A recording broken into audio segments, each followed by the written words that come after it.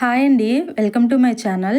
ఇవాల్టి మన ఛానల్లో అందరూ అవాయిడ్ చేసే క్యాబేజీ గురించి అయితే చెప్తానండి. చిన్నపిల్లల దగ్గర నుంచి పెద్దవాళ్ళ దాకా అసలు క్యాబేజీ అంటే స్మెల్ కూడా పడనోళ్ళు చాలామంది ఉంటారు కదండి. వారి కోసమే డెఫినెట్లీగా ఈ వీడియో చూపిస్తున్నాను. క్యాబేజీ ఇష్టపడని వాళ్ళు ఎవరన్నా ఉన్నా కానీ, క్యాబేజీ అంటే బాగా ఇష్టమైన వాళ్ళు ఎవరన్నా ఉన్నా కానీ ఈ వీడియో అస్సలు స్కిప్ చేయకుండా ఫస్ట్ నుంచి లాస్ట్ దాకా అయితే చూడండి. డెఫినెట్లీగా మీకు నచ్చుతుంది.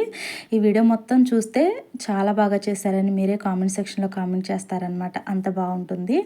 సో నేను ఇక్కడ క్యాబేజీ తీసుకుని ఆల్రెడీ నేను దీని మీద 5-6 పొరల దాకా తీసేసి ఇక్కడ చూపిస్తున్నాను అనమాట.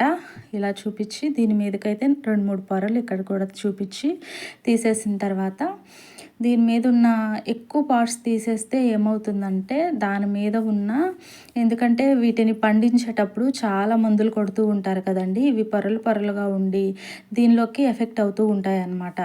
సో అందువలన అనేసి ఇలా పొరలు పొరలుగా పైన ఉన్నాయల్లా నేను ఒక 5-6 పొరల దాకా తీసేసి పక్కన పెట్టుకున్నాను అనమాట. ఇలా పక్కన పెట్టుకుని నీట్గా శుభ్రంగా చిన్న ముక్కల్లాగా కట్ చేసుకుంటున్నాను. మనం చేసుకునే చపాతీ పిండి క్వాంటిటీని బట్టి ఈ చపాతీ చేసుకునే, అంటే మనం ఒక కప్పు దాకా తీసుకున్నామంటే దీన్ని ఒక అరకప్పు దాకా క్యాబేజీ తీసుకోవాలన్నమాట. క్వాంటిటీగా చెప్పాలంటే ఒక కప్పు దాకా తీసుకున్నాం క్యాబేజీ అంటే కప్పున్నర లేదా కప్పు ముప్పావు కప్పు దాకా అలా క్యాబేజీ తీసుకోవచ్చు. మీరు కావాలి అంటే ఇంకా ఈ క్యాబేజీ అంతా నాకు కరెక్ట్గా ఒక కప్పు దాకా పట్టిందనమాట.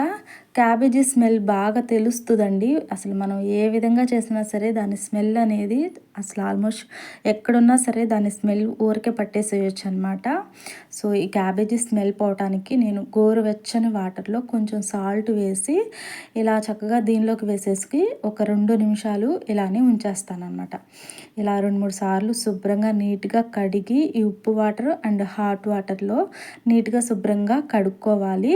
ఇలా కడగటం వల్ల ఏంటంటే దీనిలో ఉన్న స్మెల్ లైట్గా పోతుంది. అది కంప్లీట్గా పోతుందని అయితే నేను చెప్పను, లైట్గా పోతుంది అనమాట.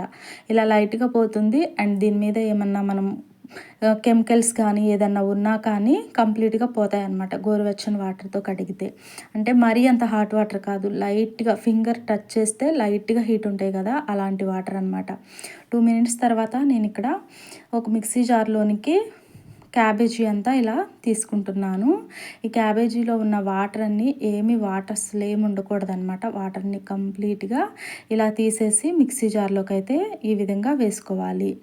ఇందులోనికి ఇప్పుడు నేనైతే కొంచెం కారంగా ఉండాలి అనేసి నేను ఇక్కడ 2-3 పచ్చిమిరపకాయలని అయితే ఇందులోకి అయితే యాడ్ చేసుకుంటున్నాను.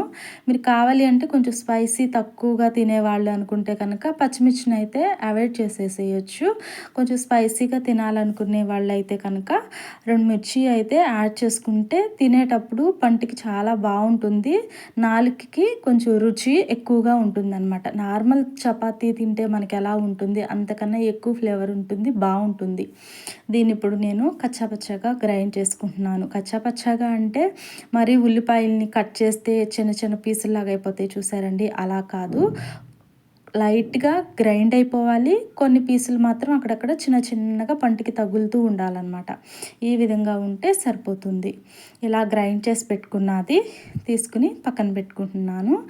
ఒక బౌల్ తీసుకుని అందులోనికి మనం మిక్స్ చేసి పెట్టుకున్న ఈ క్యాబేజీ పేస్ట్ని అయితే ఇందులోనికి అయితే ఒక ప్లేట్లోకి అయితే తీసేసుకుని అందులోకి అయితే వేసేసుకుంటున్నాను. ఇప్పుడు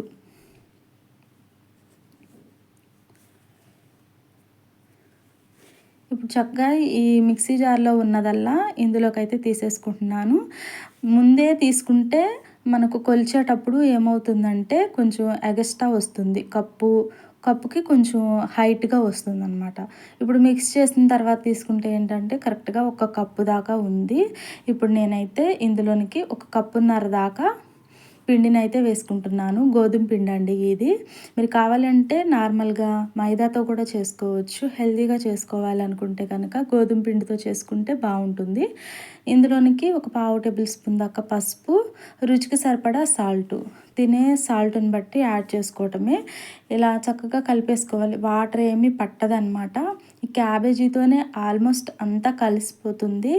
క్యాబేజీలో ఎక్కువ వాటర్ క్వాంటిటీ ఉంటుంది కాబట్టి ఆల్రెడీ మనం మిక్స్ చేసుకున్నాం కాబట్టి ఆ నీరు అనేది దానిలో నుంచి ఊరుతుంది.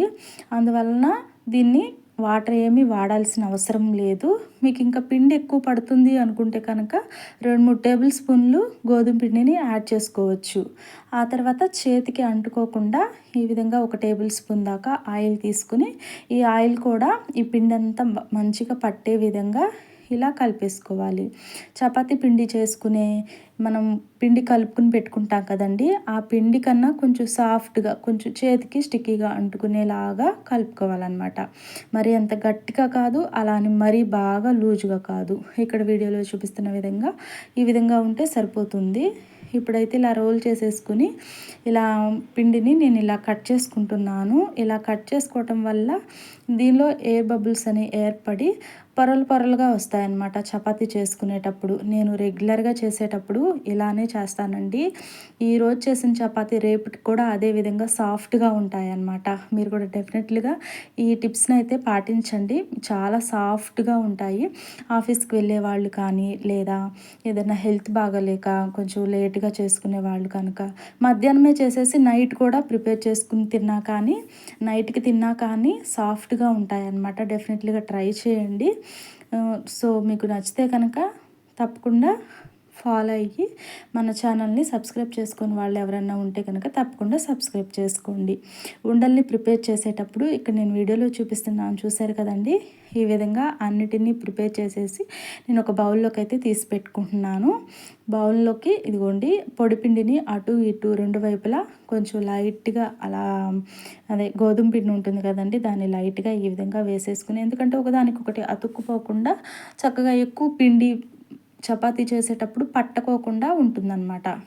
ఇప్పుడు మనం చపాతీ చేసుకునే పీట మీద ఇలా పిండిని వేసుకుని 2 వైపులా పొడి పిండిని డిప్ చేసేసుకుని ఇలా మనకు నచ్చిన సైజులో చపాతీల్ని ప్రిపేర్ చేసుకోవడమే. ఎక్కువ ప్రెజర్ చేయకుండా లైట్గా ఇక్కడ వీడియోలో చూపిస్తున్న విధంగా ఈ విధంగా చేస్తే సరిపోతుంది.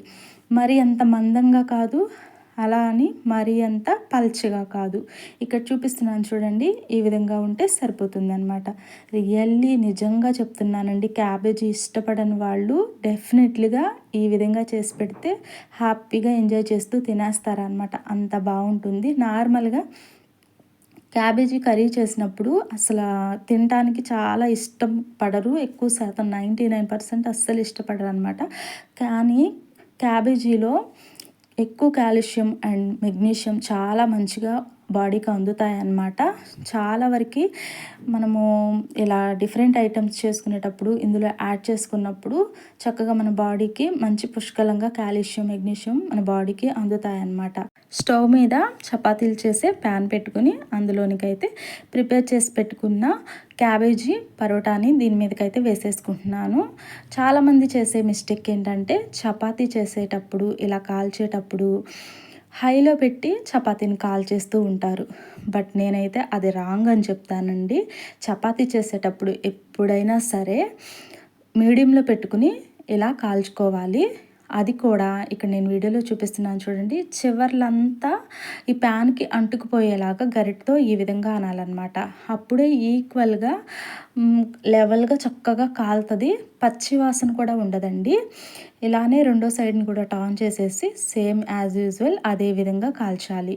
ఎప్పుడైనా ఒకేసారి వేసి ఆయిల్ కానీ నెయ్యి కానీ ముందుగానే కాల్చేసినట్లయితే అది కలర్ వచ్చేస్తుంది, కానీ తినేటప్పుడు పిండి పిండిగా ఉంటుంది. డెఫినెట్లీగా చెప్తున్నాను, అలా మాత్రం చేయొద్దు. నిదానంగా ఇలా, మరీ నిదానంగా అంటే సిమ్లో పెట్టేసేస్తే గట్టిగా అయిపోతుంది. మరి అంత హైలో పెట్టేసేస్తే ఏమవుతుందంటే పిండి పిండిగా తినేటప్పుడు పంటికి ఆ స్మెల్ తెలుస్తూ ఉంటుంది అనమాట. అలా కాకుండా ఇక్కడ మీడియంలో పెట్టుకుని 2 వైపులా నిదానంగా ఇలా కాల్చినట్లయితే వెరీ సాఫ్ట్గా ఈరోజు చేసుకున్న చపాతి రేపటికి కూడా అంతే మృదువుగా ఉంటాయన్నమాట. మెత్తటి దూదిలాగా చాలా సాఫ్ట్గా వస్తాయన్నమాట. క్యాబేజీ చపాతి అస్సలు వదలరండి, ఎంత బాగుంటుందంటే నిజంగా చాలా బాగుంటుందన్నమాట. ఇలా చక్కగా 2 వైపులా దూరగా కాల్చిన తర్వాత ఫైనల్గా దీన్ని తీసేస్తాము, మనం ప్లేట్లోకి సర్వ్ చేసుకుంటాము అనుకున్నప్పుడు ఈ విధంగా 2 వైపులా కొంచెం నెయ్యిని వేసుకుని ఇలా 2 వైపులా కాల్చినట్లయితే కలర్ఫుల్గా మంచిగా ఇలా క్యాబేజీ పరోటా అయితే రెడీ అయిపోతుంది. అదేవిధంగా ఒకటి కాల్చిన తర్వాత ఇంకొకటి కూడా అదే విధంగా ప్రిపేర్ చేసి ప్యాన్ మీద 2 వైపులా అదే విధంగా కాల్చేసుకోవాలన్నమాట. అన్నిటినీ నేను ప్రిపేర్ చేసిన తర్వాత మీకు చూపిస్తున్నాను. మనం క్యాబేజీ పరోటాని ప్రిపేర్ చేసేటప్పుడు ఒక చిటికెడు లేదా ఒక పావు టేబుల్ స్పూన్ దాకా పసుపునైతే యాడ్ చేసాం కదా!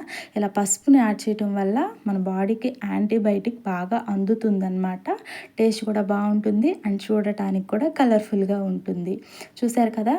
ఇప్పుడు మనం బొబ్బట్లు చేస్తే ఎలా ఉంటుంది కలర్ఫుల్గా, అంత కలర్ఫుల్గా ఉన్నాయి. డెఫినెట్లీగా మీకు బాగా నచ్చుతుంది. ట్రై చేసి ఎలా కుదిరిందో కామెంట్ సెక్షన్లో కామెంట్ చేసేయండి. అదేవిధంగా నేతిని 2 వైపులా ఒక హాఫ్ టేబుల్ స్పూన్ దాకా అటు ఇటు టర్న్ చేసేసేసి అప్లై చేసి చక్కగా ప్లేట్లోకి సర్వ్ చేసేసుకోవడమేనండి. చాలా ఈజీ అనమాట. ఇలా నేను మధ్యాహ్నం ప్రిపేర్ చేసేసి నైట్కి ఇలా ప్రిపేర్ చేసి ఉంచుతాను. అయినా కానీ ఎంత సాఫ్ట్గా ఉంటాయంటే ఇది అన్ని కర్రీస్ సెట్ అయిపోతుంది అనమాట. వెజ్ కానీ, నాన్ వెజ్ కానీ, సాంబార్ కానీ, లేదా పల్లీల చట్నీ కానీ, అసలు టమాటా చట్నీ కానీ, మనం నార్మల్గా ఊరగాయ చట్నీస్ అని పెట్టుకుంటాం కదా, మనం కూర ఏమీ చేయలేనప్పుడు ఊరగాయతో చట్నీ అయినా అసలు పెరుగుతో అయితే అసలు ఆల్మోస్ట్ ఎంత బాగుంటుందంటే చాలా బాగుంటుంది. మా పిల్లలు పెరుగుతో బాగా ఇష్టపడతారనమాట. డెఫినెట్లీగా మీ పిల్లలకి పెద్దవాళ్ళకి ఒకసారి చేసి పెట్టండి. నచ్చకపోతే మీరు కామెంట్ పెట్టండి. నచ్చినా సరే కామెంట్ పెట్టండి. డెఫినెట్లీగా ట్రై చేయండి. ఇంత సాఫ్ట్గా వచ్చిందని మీరే అనుకుంటారనమాట. ఎప్పుడు చేసినా ఇదే విధంగా చేస్తారు. మీకు బాగా నచ్చుతుంది. చూసారు కదా, నేను ఇక్కడ పట్టుకుని చూపిస్తున్నాను చూడండి. చపాతీని ఎలా తిరగేసినా సరే సాఫ్ట్గా వస్తుంది. నేను చూడండి దీన్ని రోల్ చేసి కూడా చూపిస్తాను. చూసారు కదా ఎంత చక్కగా రోల్ చేసి మంచిగా ఈ విధంగా వచ్చింది. ఇలా పట్టుకుని 2 చేతులతో పట్టుకుని నలిపి కూడా చూపిస్తున్నాను చూడండి. ఎంత పర్ఫెక్ట్గా ఎంత బాగా వచ్చిందో, మృదువుగా చాలా బాగుంటుంది. తుంచి కూడా చూపిస్తాను ఎంత సాఫ్ట్గా తునుగుతుందో. చూసారు కదా, మీరు కూడా డెఫినెట్లీగా ట్రై చేసి మీకు ఈ వీడియో నచ్చితే లైక్ చేయండి. పక్కనే ఉన్న బెల్ ఐకాన్ని క్లిక్ చేసినట్లయితే నేను పెట్టే వీడియోస్ అన్నీ మీకు నోటిఫికేషన్ ద్వారా అందుతూ ఉంటాయి. ఇంకా కొత్త వాళ్ళు మన ఛానల్ ఎవరైనా చూస్తుంటే కనుక తప్పకుండా సబ్స్క్రైబ్ చేసుకోండి. డెఫినెట్లీగా ట్రై చేసి మీ ఫీడ్బ్యాక్ని తెలియజేస్తారని అనుకుంటూ ఉంటున్నాను. Thank you for watching. Have a nice day.